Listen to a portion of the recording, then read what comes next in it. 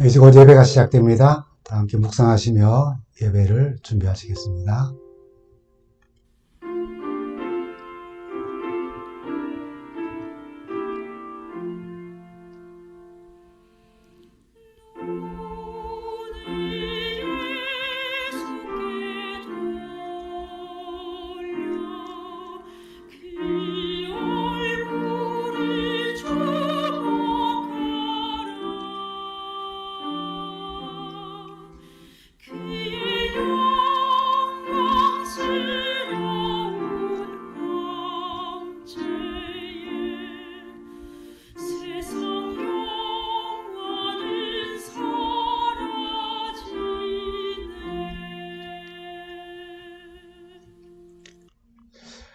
성도 여러분, 한 주간 잘 지내셨습니까? 네, 오늘 우리가 함께 나눌 말씀의 제목은 우리가 그리스도인으로서 자연과 자신과 성령님을 의식하며 살아야 합니다라고 하는 제목으로 이렇게 말씀을 나눕니다. 여러분 혹시 여기가 어딘지 아십니까? 지금은 아주 오래되어서 양쪽 건물이 별 차이가 없는 듯 하지만은 한 가지 오른쪽을 보면은 창살이 눈에 보입니다. 1600년대에 지어진 이탈리아 베네치아에 있는 다리입니다. 두 건물을 잇는 다리입니다. 이 다리의 이름이 바로 탄식의 다리라고 그렇게 알려져 있습니다. 여러분, 이 탄식의 다리, 왼쪽은 금방 보신 그 건물의 왼쪽은 궁전이었고 오른쪽은 사실 감옥입니다.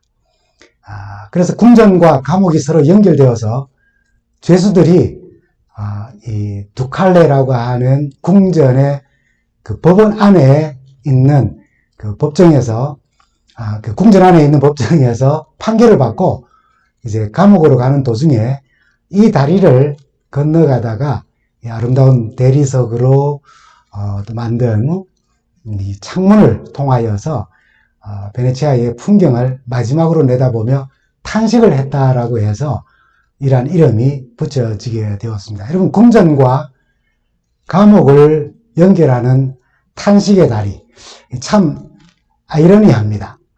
궁전과 감옥 사이에 탄식의 다리가 연결되어 있다는 것, 이것은 어쩌면 우리의 삶을 잘 대변하는 것이 아닌가 생각해 봅니다. 역으로는 우리의 삶이 감옥에서 궁정으로 향하여 가면서 그것은 바로 탄식의 다리가 아니라 기쁨의 다리가 될 수 있다는 것을 우리가 생각해 볼 수 있지요. 탄식이라는 말의 사전적 정의를 보면은 한탄하여 한숨을 쉼 또는 그 한숨이라고 그렇게 설명을 합니다. 어찌할 바를 몰라서 한탄하며 또는 탄식하며 한숨을 쉬는 걸 말하죠. 대개는 심리적인 불안이나 또는 반대의 기쁨에도 탄식하기도 합니다. 감정적인 변화를 나타내는 그런 숨, 그것을 의미하죠. 절박한 상황에 또 그런 절망을 느끼면서 우리가 한숨을 쉴 때 그것을 우리가 탄식이라고 또 말하기도 하죠. 안타까움에 탄식하기도 합니다. 특히 우리가 축구 경기를 보면서 특별히 한일전에 우리 선수가 슛을 넣었는데 골대를 맞고 튕겨 나오면은 여기저기서 탄식의 소리가 막 들립니다. 한심해서 탄식합니다. 정치가 나라를 양분하는 것을 보고 우리는 한숨이 납니다. 경제적 전망고 밟지 않고 어둡고 끔찍한 또 범죄들에 우리가 또 탄식하기도 합니다. 형편이 어려워서 또는 내 사는 꼴이 참 말이 아니어서 자신이 기대하는 수준과는 너무나도 동떨어져 있는 모습을 보고 또는 대화가 안 되는 상대를 보면서 우리는 한숨을 짓고 탄식하곤 합니다. 분하여서, 걱정스러울 때, 몹시 슬퍼서 스스로 닥친 어떤 아주 어려운 상황과 또 불행에 대하여서 한숨 쉬며 우리는 탄식을 합니다. 호흡이 길면은 긴 숨, 그죠? 깊이 들어마시고 또 깊이 내쉬는 그런 숨은 장수에 도움이 된다고 말하지만은 지금까지 이야기한 이런 탄식은 긴 호흡이긴 하지만은 우리 건강에 전혀 도움이 되지 않습니다. 우리 그리스도인의 탄식은 세상의 정치나 또는 경제나 사회 문제나 범죄 이런 데서 오는 것과는 또 다른 신앙적 경험에서 우리는 그런 탄식을 또 경험하곤 합니다. 혼탁한 사회, 병든 한국교회, 노망든 목사, 이런 기사의 제목으로 기사가 난 적도 있었습니다. 복음으로 세상을 밝게 하는 교회가 자기의 기능을 다하지 못하고 있고, 그리스도인조차도 자신의 기능을 다하지 못하여 낙심하며 한숨에 가슴이 먹먹해질 때가 있습니다. 우리가 예수님을 통해서 죄사함을 경험하고 구원의 기쁨 가운데 살지만은, 그래서 주님의 사랑과 하나님의 놀라운 은혜 가운데 살고 있지만은 예수님의 재림을 기다리면서 그 재림을 맞기까지 때로는 우리는 그 중간에 삶에서 우리는 넘어지기도 하고 쓰러지기도 하고 패배를 경험하기도 하고 심각한 고난을 경험하며 탄식하곤 합니다. 탄식 소리 좋아하는 사람은 없습니다. 옆에서 누가 깊이 한숨 쉬거나 탄식 소리를 내면은 나 옆에서 그러지 말라고 이야기를 하죠. 로마서 8장에는 우리가 이미 잘 알고 있는 우리가 들어야 할 중요한 세 가지 탄식에 대하여서 말씀합니다. 탄식 소리를 듣는다는 것은 그 존재를 의식한다는 거예요. 동시에 이 탄식은 우리가 어떤 사람이 되어야 마땅한지를 알려줍니다. 그 탄식이 어떻게 또 기쁨으로 변하는지 또한 로마서 8장은 우리에게 잘 말씀해 줍니다. 우리가 꼭 들어야 할 탄식 소리 첫 번째는 바로 피조물, 자연계의 탄식입니다. 이 소리를 우리가 들어야 해요. 로마서 8장 22절에 보면 이렇게 말씀합니다. 피조물이 다 이제까지 함께 탄식하며 함께 고통하는 것을 우리가 아나니. 여기 피조물의 탄식에 대하여서는 성경에 이렇게 그 뜻을 이렇게 우리가 풀이할 수 있습니다. 신음소리 또는 번민하면서 내는 소리 등입니다. 성경은 피조물들이 식물과 동물, 자연계에 존재하는 모든 창조물들이 신음소리를 내며 고통 중에 탄식하고 있다고 이렇게 말합니다. 자연에도 부패가 있어요. 죽음이 있습니다. 자연재해가 있고 맹수들의 파괴적인 본능을 우리는 봅니다. 이런 것들을 통해서 자연으로부터 우리가 들을 수 있는 탄식소리가 있습니다. 하늘과 땅과 바다와 그 가운데 사는 모든 동물계와 식물계에 드러는 하나님의 뜻, 보기에 심히 좋았더라라고 하는 것이 다 사라져버린 탄식소리인 것입니다. 그런데 로마서 8장 20절을 보면은 피조물이 그 허무에 굴복했지만 그것은 자의로 그렇게 한 것이 아니라 굴복하게 하신 그분이 그렇게 하신 것입니다. 라고요. 말이 좀 어렵게 보여집니다. 피조물들이 탄식하는데 누군가 어떤 사건을 통해서 발생한 그 탄식할 수밖에 없는 허무에 굴복하게 되었다는 거예요. 모든 피조물들이 영향을 받았다는 것입니다. 피조물들이 탄식하며 허무하게 된 그 사건은 무엇이며 누가 일으킨 것입니까? 창세기 3장 17절부터 18절에 그 내용이 잘 설명되어 있습니다. 내가 아내의 말을 듣고서 내가 너에게 먹지 말라고 한 그 나무의 열매를 먹었으니 이제 땅이 너 때문에 저주를 받을 것이다 라고 하셨어요. 인간의 범죄와 그로 인한 결과가 자연계에도 영향을 미쳤다는 것입니다. 땅이 저주를 받았다고 이야기하지만 이것은 모든 자연계가 함께 받은 저주입니다. 타락한 인간이 자신만 흙이니 흙으로 돌아가는 그 허무함, 그래서 탄식할 수밖에 없는 그런 삶을 사는 것이 아니라 그들의 잘못이, 바로 우리의 잘못이 피조물 모두에게, 자연계까지도 저주를 받아 탄식하기에 이르게 하였다는 것입니다. 일본의 우치무라 간조라고 하는 기독교인이 로마서 8장의 자연의 탄식을 이렇게 묘사했습니다. 사람은 천년의 미, 자연의 아름다움을 말한다. 하지만 그 미는 겨우 표면으로 그친다. 그 이면 속, 그 속으로 들어가 보면은 자연은 미가 아니라 추이다. 조화가 아니라 혼란이다. 평화가 아니라 전쟁이다. 여름의 야산에 꽃이 피는 모습은 아름답지만 자세히 들여다보면 곤충과 벌레가 끼는 모습 얼마나 살벌하고 폐괴한가. 시인의 마음이 만약에 이것을 본다면 공포에 떨고 찬미의 노래는 끊겨버리리라. 뱀은 개구리를 잡아 삼키려 하고 개구리는 벌레를 잡아 먹으려 하며 벌레는 서로를 해치고 죽이려 하지 않는가. 뱀을 노리는 독수리가 있고 또 독수리를 노리는 다른 새들이 있다. 꾀꼬리의 소리가 아름답다고 해도 뱀은 그 둥지에 침입하여 알을 삼키려고 하고 매는 그 새끼와 어미 새를 엿보며 둥지 속의 단란을 깨뜨리고 있지 아니한가. 여름의 숲은 결코 에덴 동산의 숲이 아니다. 수중에서도 마찬가지다. 연못에 몇 마리의 기생장어가 있으면 다른 어류들은 복부에 구멍이 뚫리고 피를 빨리우고 쓰러져 그 자취를 끊기에 이르는다. 그들이 삶을 두려워함은 아주 심각하다. 고양이가 쥐를 가지고 희롱하는 모습, 족제비가 닭을 습격하는 모습은 무정하기 그지없고 잔인하기 짝이 없다. 꽃피는 벚꽃은 아름답지만 그새 잎을 갉아먹는 벌레는 보기마저 소름 끼치고 소를 먹는 청귀뚜라미며 별을 말라 죽게 하는 비류는 이루다 셀 수가 없다. 실로 귀를 땅에 대고 들어보라. 자연의 신음소리가 들리지 아니한가. 참 탁월한 묘사를 한 것입니다. 인간이 저지른 범죄로 인해서 그 결과인 이런 허무의 자연계가 다 굴복하며 신음하는 소리인 것입니다. 더덧붙이지 않아도 우리가 경험하는 자연재해를 통하여서도 자연의 신음소리를 듣습니다. 점점 더 심각해 가고 있습니다. 그래서 19절에는 피조물, 자연계의 간절한 소망을 성서는 이렇게 표현을 합니다. 피조물에 고대하는 바는 하나님의 아들들에 나타나는 것이니 바로 주님의 재림의 때를 말하는 것이죠. 말 못하는 자연계가 주님의 재림을 기다린다는 것입니다. 그날의 자연도 가장 영광스럽게 회복될 것이기 때문이에요. 자연의 회복은 우리에게 얼마나 큰 축복을 선물할까요? 자연은 지금도 저와 여러분을 섬기고 있습니다. 그러나 인간의 타락으로 불완전하여진 자연은 하나님의 사랑을 온전히 계시하지 못하고 불완전하게 그 아름다움과 축복과 혜택을 우리 인간에게 지금 나눠주고 있습니다. 그래서 자연도 우리 주님의 재림을 기다리며 탄식하고 있는 것입니다.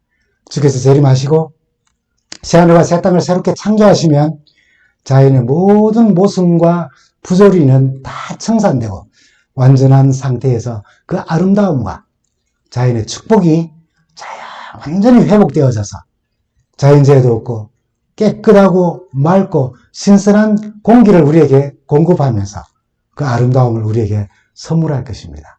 그러나 그때까지 자연은 탄식을 계속할 것입니다. 여러분 귀에 들리십니까?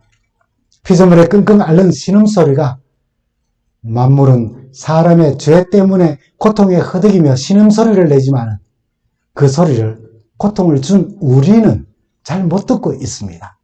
하나님의 형상이었던 사람이 죄를 지어놓고 죄의 결과는 이 자연에 떠넘긴 채 모른 척하고 있는 것입니다. 자동차 매연, 공장의 이런 폐수와 오수들 이런 것들은 우리가 다시 되돌려 마시고 있는 것입니다. 자연은 그러고 싶지 않습니다. 그러나 우리가 그렇게 만들어서 우리에게 그렇게 신음소리로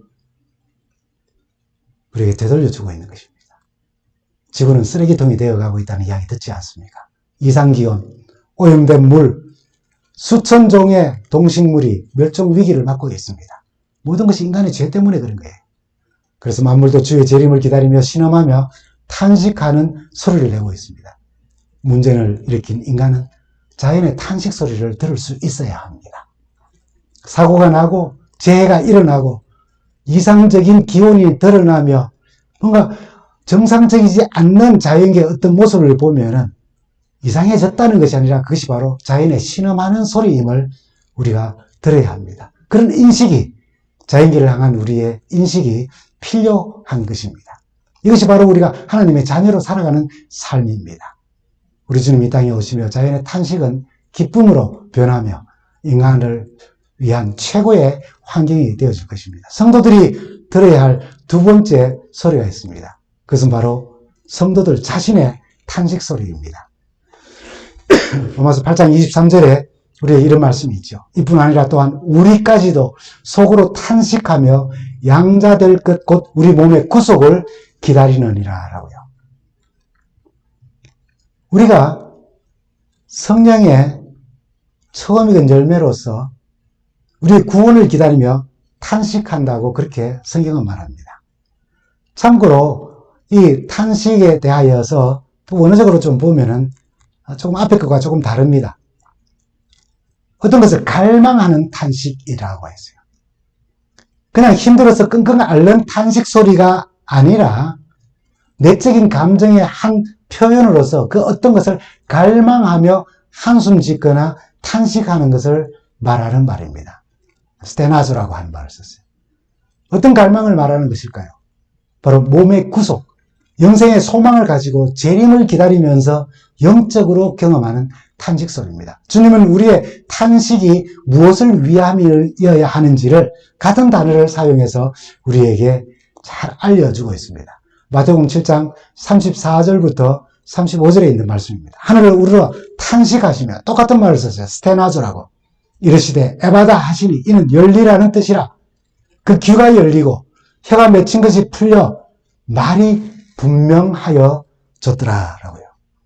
예수님께서 기머거리의 귀를 열어 들리게 하시고 혀가 풀려 말하게 하시는, 그렇게 되기를 소망하는 그 사람만이 아니라 오늘 전 인류가 그렇게 되기를 소망하는 탄식과 같은 그런 탄식을 우리는 배워야 한다는 것입니다.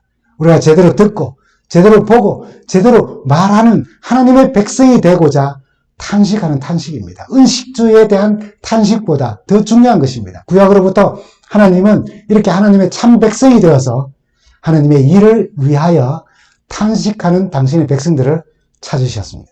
에스겔 9장 4절에 보면은 너는 저 성읍 가운데 곧 예루살렘으로 두루 돌아다니면서 그 안에서 일어나는 모든 역겨운 일들, 그것을 보고 슬퍼하며 신음하는 사람들, 탄식하는 사람들의 이마에 표를 하라고 그렇게 하셨어요. 물론 먹을 것이 없어 탄식할 수 있습니다. 통장 잔고 때문에 자존심이 상하여서 누군가 나를 모함하고 험담 때문에 괴로워하며 탄식할 수 있습니다. 분하여 걱정거리와 닥친 불행과 너무 힘들고 어려운 상황에서 우리는 자연스럽게 탄식할 수 있습니다. 의식주 때문에 탄식할 수 있습니다. 정말 필요한 탄식이기도 하죠. 그러나 더 나아가 우리로 인하여 신음하는 자연의 탄식 소리를 들으며 우리가 망가뜨려 놓은 그 자연의 미안한 마음으로 그 탄식 소리를 들을 때마다 말입니다. 그리고 연약한 우리 자신의 신앙에 대하여 부끄러운 마음을 가지고 신음하며 탄식하는 것입니다.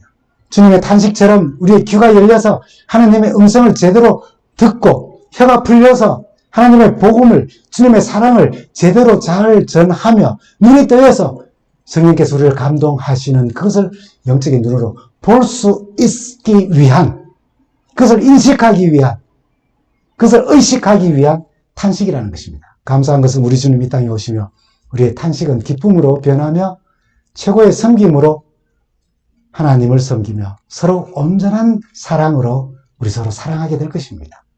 그래서 사도 바울도 23절에 조금 전에 우리가 읽었던 말씀이죠. 우리도 자연계의 갈망과 그 탄식처럼 속으로 탄식하면서 우리 몸의 구속을 기다린다라고 말한 것입니다. 우리 성도들이 꼭 들어야 할 세 번째 탄식 소리는 바로 성령의 탄식 소리입니다. 로마서 8장 26절은 우리에게 이렇게 말씀하죠. 이와 같이 성령도 우리 연약함을 도우시나니 우리가 마땅히 빌 바를 알지 못하나 오직 성령이 말할 수 없는 탄식으로 우리를 위하여 친히 간구하느니라. 첫 번째 탄식, 두 번째 탄식, 세 번째 탄식이 조금씩 단어를 좀 달리 합니다. 이 세 번째 성령의 탄식은 스테나그모스라고 하는 말인데 목적을 가진 탄식이라는 것입니다. 말할 수 없는 탄식, 세 번역에는 아주 깊은 탄식, 쉬운 성경에는 절실함으로 한숨 씻는 탄식, 그렇게 말했어요. 그렇게 우리를 위해서 성령께서 기도하시는 것입니다. 그분은 가까이 우리를 하나님 가까이 서게 하고 확고한 마음을 가지게 하며 권리를 포기하지 않는다는 뜻을 가진 그 어원에서 유래된, 그렇게 해서 목적을 가진 탄식을 우리를 위해서 하고 계신 것입니다. 그러므로 성령의 탄식은 일반적인 의미로 봐 답답하여 으이그 하면서 이렇게 한숨 지으며 혀를 차는 그런 탄식이 아닙니다. 성령의 탄식은 우리를 바로 세워주고 하나님 가까이에 있게 하며 확고한 마음을 가지게 할 뿐만 아니라 어떤 권리를, 하나님의 자녀된 권리를 스스로 포기하지 않도록 하는 그런 목적을 가지고 우리를 위하여 탄식하시고 우리를 위해서 간구하시고 기도하신다는 것입니다. 하나님의 영광을 위해서 창조된 피조물들입니다. 하나님의 형상을 따라 지음받은 인간이 하나님의 영광을 잃어버리고 하나님의 뜻을 따라 살지 못하고 자연에 해를 끼치면서도 깨닫지 못하고 자연에 해를 끼친 것처럼 서로에게 해를 끼치면서 서로 같이 아파하고 말이죠. 미워하고 고통스러워하는 우리의 모습을 보시면서 성령님은 그렇게 살지 않도록 우리 목적을 가지고 우리를 위하여 탄식하며 간구하신다는 것이에요. 그리스도의 보혈로 말미암아 제사함을 받았습니다. 구원받은 하나님의 자녀들입니다. 그런데 죄 가운데 빠져서 비틀거리고 방황하고 절망하고 탄식하고 있는 우리의 모습을 보면서 성령님은 우리가 그렇게 살지 않도록 하기 위한 목적을 가지고 말할 수 없는 탄식으로 연약한 우리를 대신해서 간구하시며 도우시는 것입니다. 여기 오해할 수 있어요. 성령 하나님이 나를 위하여 탄식하며 일하시고 기도하시니 나는 그냥 나 하고 싶은 대로 해도 된다는 뜻이 아닙니다. 내가 너를 대신에 탄식하며 기도한다라고 하는 그렇게 말씀하셨으니 나 아무 데나 살아도 기도하지 않고 살아도 된다는 그런 의미가 아니라는 것입니다. 성령의 탄식은 우리의 연약함을 도와 강하게 하시며 마땅히 기도할 바를 알지 못하는 우리가 어떤 목적을 가지고 무엇을 위하여서 기도할지를 알게 하고 깨닫게 하고 도와주시는 그런 목적을 가지고 탄식하는 탄식으로 우리를 위해 기도하신다는 것입니다. 우리가 확고한 마음을 가지도록 하나님의 자녀됨의 권리를 연약하여 또는 힘들다고 세상으로 향하여 가는 것이 더 좋다고 포기하지 않도록 친히 간구하여 주시는 거예요. 그래서 우리는 성령의 이 간구에 대해서 의식할 수 있어야 됩니다. 인식해야 하고 그분의 탄식하는 소리를 우리가 들어야 하는 것입니다. 바울은 연약한 우리를 도우시는 성령의 목적을 가진 탄식의 기도에 대해서 로마서 8장 27절에 우리 이렇게 말씀합니다. 성령이 하나님의 뜻대로 성도를 위하여 간구하십니다. 우리가 탄식하지만은 어떻게 기도해야 할지 모를 때에 성령께서 하나님의 뜻대로 기도하며 그 뜻이 무엇인지 우리로 또한 알게 하신다는 거예요. 그 내용이 28절에서 30절 사이에 잘 나타나 있습니다. 28절입니다. 우리가 알거니와 하나님을 사랑하는 자 곧 그의 뜻대로 부르심을 입은 자들에게 모든 것이 합력하여 선을 이룬다는 것입니다. 29절에는 하나님이 미리 하신 자들을 또한 그의 아들의 형상을 본받게 하기 위하여 미리 정하셨으니 이는 그로 많은 형제 중에서 맏아들이 되게 하려 하심이라는 거예요. 30절에는 미리 정하신 그들을 또한 부르시고 부르신 그들을 또한 의롭다 하시고 의롭다 하신 그들을 또한 영화롭게 하신다고요. 이게 바로 성령께서 우리를 위하여 탄식하며 기도하시는 내용이라는 것입니다. 28절 말씀처럼 우리가 모든 일에 서로 협력하여 선을 이루도록 지금도 탄식하며 기도하시는 분이 바로 성령 하나님이세요.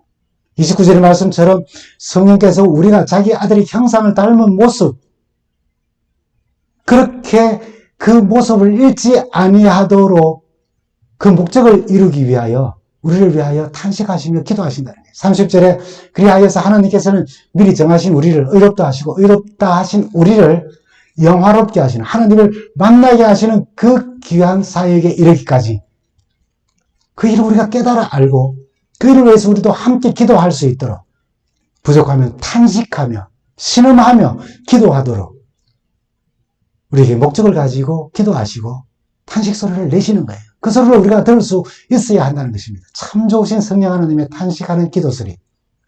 정말 감사한 일이고 얼마나 좋은 일입니까? 누군가 괴로운 탄식 소리를 듣는 것 정말 유쾌하지 않습니다. 그만하라 그럽니다. 왜 그러냐고 그러고 좀 하지 않았으면 합니다. 그러나 로마서 8장은 우리가 꼭 기억하며 들어야 할 탄식 소리를 우리에게 금방 알려줬어요. 그 탄식 소리를 듣는다는 것은 그 탄식하는 존재를 의식하는 것입니다. 인식하는 것입니다. 자연계의 탄식 소리를 들을 때에 우리는 자연계에 대한 의식을 가집니다. 나 자신의 탄식 소리를 들을 때 나는 나를 돌아볼 수 있게 되어요. 성령 하나님의 탄식 소리를 들을 때 성령의 존재에 대해서 우리는 의식하게 되는 것입니다. 다시 말하면 오늘 제목처럼 우리가 의식하며 살아야 할 사실을 탄식 소리를 통해서 우리는 알게 되고 배우게 된다는 것입니다. 일상에서 들으며 의식해야 할 소리. 방금 우리가 다 살펴보았습니다만 첫째는 무엇입니까? 바로 피조물, 자연계의 탄식 소리를 우리가 들을 수 있어야 합니다. 비록 우리 인간의 삶을 더 편리하게 하려는 노력으로 산업이 발전하고 기술이 발전하면서 그 유익을 누리지만은 오히려 자연은 우리에게 그런 유익을 주면서 자신은 자연은 우리가 발견한 발명품들로 인하여서 또 개발되는 산업으로 인하여서 신음소리를 냅니다. 파괴되고 있어요. 일상생활 속에서 자연을 의식하지 않고 살기에 우리는 하늘과 땅과 바다와 그 가운데 가는 모든 생물에 해를 입히고 그러면서도 그 일에 우리는 무감각할 수도 있는 것입니다. 여러분 오늘부터 당장 우리 파틀하게 음식물 쓰레기는 최소한 생기지 아니하도록 실천해야 합니다. 조금씩 가져가셔서 2번씩 드셔도 돼요. 3번 드셔도 되고 10번을 드셔도 됩니다. 자연에 대한 그 탄식 소리를 듣고 자연을 우리가 좀 의식하면 좋겠어요. 두 번째로 우리가 인식해야 할 또 들어야 할 소리는 우리 자신의 탄식 소리입니다. 그럼 얼마나 우리 자신을 의식하고 살아갑니까? 종종 집사람 때문에 제 자신을 자주 의식하곤 합니다. 배가 나왔다고 경고를 줄 때 제가 제 자신을 의식하게 됩니다. 머리가 좀 지금 휑하여지거든요. 머리를 깎아주거든요. 좀 휑하다고 머리가 좀 빠지면서 그렇다고 하면 거울을 한 번 더 보면서 제가 제 자신을 의식합니다. 주름살이 자꾸 는다는 그런 말을 할 때 내 자신의 모습을 다시 한번 인식하고 의식하게 됩니다. 모두 그렇죠, 사실은. 누군가 한마디 하면은 나 자신을 의식합니다. 정말 중요한 것은 우리 마음속에 주님의 재림을 기다리면서도 여전히 나타나는 부족한 모습에 탄식하는 내 자신의 신음소리, 영적인 신음소리, 그 탄식소리를 들으면서 우리 영적으로 우리 자신을, 자아를 의식하게 되고 또 다시 한번 생각해 보게 되는 것입니다. 그런 의식이 정말 우리에게 필요한 것입니다. 그리고 또한 이제 3번째, 우리가 일상에서 의식하며 들어야 할 탄식하는 소리는 성령님의 탄식 소리입니다. 성령께서는 목적을 가지고 우리의 연약함을 도우시기 위해 탄식하셔요. 서로 협력해서 선을 이루도록 지금도 탄식하는 소리 우리가 의식해야 합니다. 주의 형상을 닮은 모습으로 우리가 창조되었기에 그 형상과 모습을 잃지 않도록 그래서 어렵게 하신 우리를 또한 영원롭게 하시기 위하여 주님 재림하시는 그 순간까지 우리를 위하여 탄식하며 우리를 위하여 기도하시는 성령님을 우리는 의식해야 합니다. 그래서 우리는 이 탄식 소리를 들으며 자연도 사람도 성령님도 동일하게 가지는 미래의 소망, 탄식이 기쁨으로 변하는 우리 주님의 재림을 기다리며 준비하는 삶을 사는 것이 우리가 살아야 할 마땅한 삶인 것입니다. 그래서 사도 베드로는 베드로후서 3장 10절에서 13절에 우리의 마땅한 삶에 대해서 이렇게 말씀합니다. 주의 날이 도적같이 오리니 내가 어떠한 사람이 되어야 마땅하뇨. 모든 만물이 체질이 불에 녹아서 없어지는 것처럼 다 없어지고 녹아지지만은 너희는 거룩한 행실과 경건함으로 하나님의 날이 임하기를 바라보고 간절히 사모하라. 그날에 하늘이 불에 타서 풀어지고 물질이 뜨거운 물에 막 다 녹아지지만은 우리는 그의 약속대로 의에 거하는 바 새하늘과 새 땅을 바라보도다. 그때 우리 모든 탄식이 기쁨으로 변하는 것입니다. 그리고 그 기쁨은 우리가 하늘을 지금 사모함으로써 지금도 우리의 기쁨으로 변할 수 있습니다. 비록 그 온전한 기쁨은 주님께서 이 땅에 오실 때 이루어지고 성취될 것이지만 말입니다. 우리가 바라는 새하늘과 새 땅은 어떠한 것입니까, 여러분? 이 생각만 하더라도 우리의 탄식은 기쁨으로 변하는 것입니다. 모든 눈물을 그 눈에서 씻기심에 다시 사망이 없고 애통하는 것이나 곡하는 것이나 아픈 것이 다시 있지 아니하리니 처음 것들이 다 지나갔습니다. 귀를 기울여 자연의 신음소리를, 탄식소리를 들으며 자연을 이제 의식하게 되기를 바랍니다. 우리 내면에 주의 재림을 향한 갈급한 심령의 탄식 소리를 들으며 나 자신의 영적 상태를 의식하고 성령께서 연약한 나를 도와 목적을 가지고 나를 위해 탄식하며 기도하는 소리를 들으며 일상의 삶에서 성령 하나님이 나를 위해 탄식하며 기도한다는 사실을 의식하며 살아야 합니다. 그렇게 살며 다시 오시는 주님을 우리가 맞대 도둑을 맞듯이 급작스럽게 준비하지 못한 상태로 맞지 않고 기다림 속에 기쁨으로 맞는 우리 모두가 되기를 간절히 바라며 오늘 말씀을 드립니다.